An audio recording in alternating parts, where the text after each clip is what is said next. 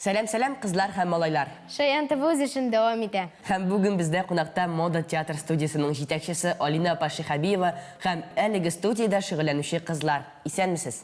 Исәнмесез. Алина Пашуша мода театр студиясын ачу идеясы кемгә килде һәм аның максаты? Бу идея безнең Арча балалар сәнгать мәктәбе директоры Гүлнар Бариевна Сабировага килде. Һәм менә ул безне җыеп, кызлар әйдәгез әле менә шундый матур театр мода студиясын ачып җибәрик дип безгә мөрәҗәгать итте. Һәм без бик шатланып бу эшкә тотындык.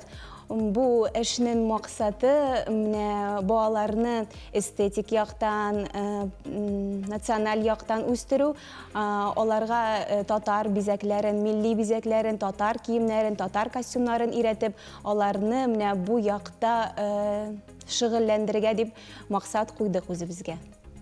Кызлар бу студияда ничә яшьтән шөгыльләнә алалар? Бу студияга 5 яшьтән алып 15 яшькә кадәр кызлар йөри. Дәресләр атнага ничә тапкыр үтә һәм нинди дәресләр алар? Безнең дәресләр атнага 2 тапкыр 2 сәгать үткәрелә. Безнең монда бик күңелле кызлар өчен һәм егетләр өчен дә күңелле дәресләр үткәрелә. Мәсәлән, инглиз теле, сәнгать дәресләре, монда без кул эшләре белән шөгыльләнәбез.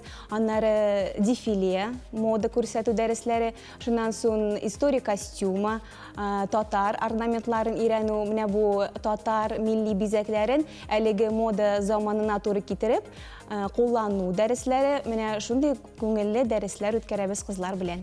Абау дәресләр бигрәк күп икән. Инглиз телендә өйрәнәсез. Бу киләчәктә модельер булып читергә китер өченме? Әлбәттә, инглиз теле бит хәзер бик кирәк. Ләйлә, менә син мода театр студиясына ничә яшьтән шөгыльләнәсең? Үзең өчен нинди яңалыклар алдың? Мин бу студияга беренче ел гына йөри башладым әле. Мин сахнада үземне ничек тотарга өйрәндем һәм подиумда матур итеп йөрергә. Мин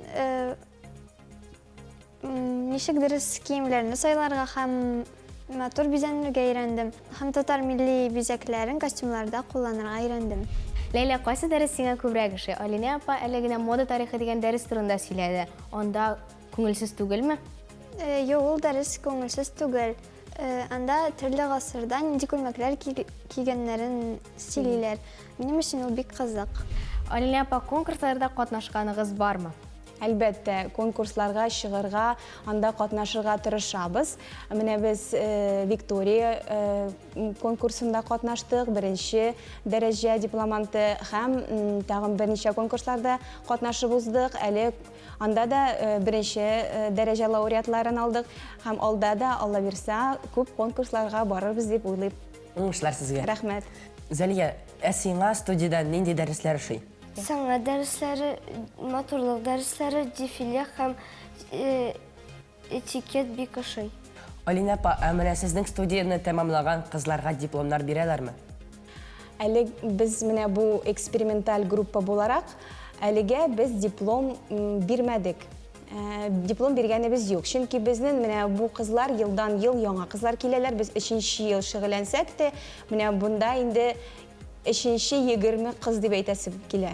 Һәм киләчәктә безнең менә шундый планнар бар, идеялар бар. Алдагы елларда кызларга диплом биреп, 2-3 ел укып, аларга чыгарылыш кичәләре ясап, шулай матур итеп аларны чыгарып җибәрергә дип уйлыйбыз, Алла бирсә.